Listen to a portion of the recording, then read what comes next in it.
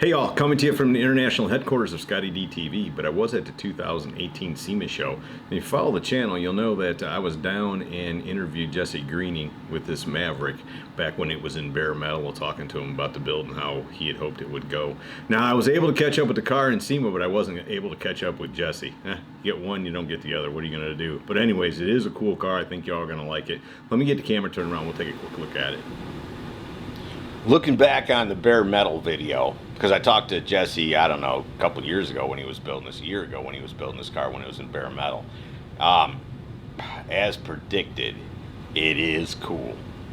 Now, whether it can do all that other stuff that, you know, they build it to do, and I'm not doubting anybody here, you know what I'm saying? I'm going with what we know. And what we know is at the end of the day, at 2018 SEMA, he showed up with probably one of the baddest Mavericks ever built. Way cool car. I mean, it's still 1971 Ford Maverick, but man, they never made them look like that. Absolutely awesome.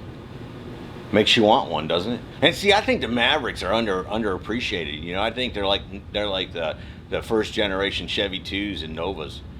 And few people go out and hot rod them. This isn't the first one I've shot. Few people go out and hot rod them, and that's Ford's Nova, you know. But you got to put a Ford in a Ford, boys. Girls, don't be putting LS's in them. Don't be cheating now. Man, I just love it. Can't see much from up underneath the front though. She sits low to the ground. I dig the color combination. I like the louvers in the hood. It's a twin turbo, so, you know, those are functional. They're there for a reason. Look how sharp the lines are. I like the mirror choice. It's got door handles. Door handles and mirrors. I hear people complain about those all the time. This car's got them both. It's got a cool interior. Plenty of roll bar support. And Jesse said, you know, he was going to build it so you could swap out seats for different applications. I'm guessing wheels and tires and all these kind of things can be changed on it.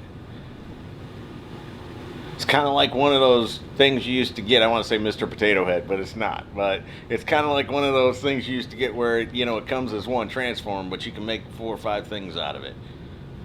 That's what they got going on here. And we'll pay attention to see. Like I said, I got a feeling it'll be in Columbus, and we'll at least get to see it on the autocross. And follow me on Facebook, ScottieDTV Facebook, because if I see it performing any high-speed tests or any of that, I'll make sure I share that over there. Very race-inspired. I like that dash. That is very cool. Carbon fiber. I like that console, too. That's cool. I like the whole car.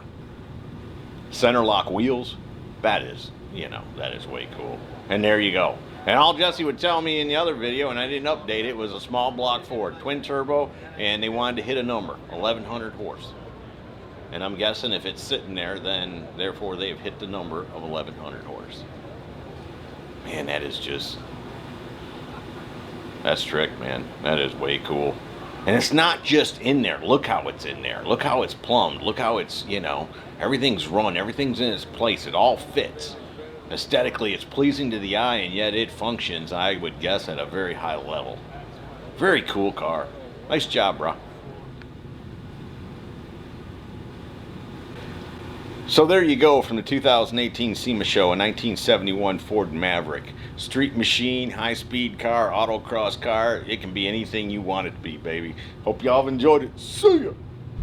Hey y'all, make sure you subscribe to this channel and visit ScottieDTV.com for an easy way to search the hundreds of videos I have posted. Either click the link in the description or the one at the end of this video.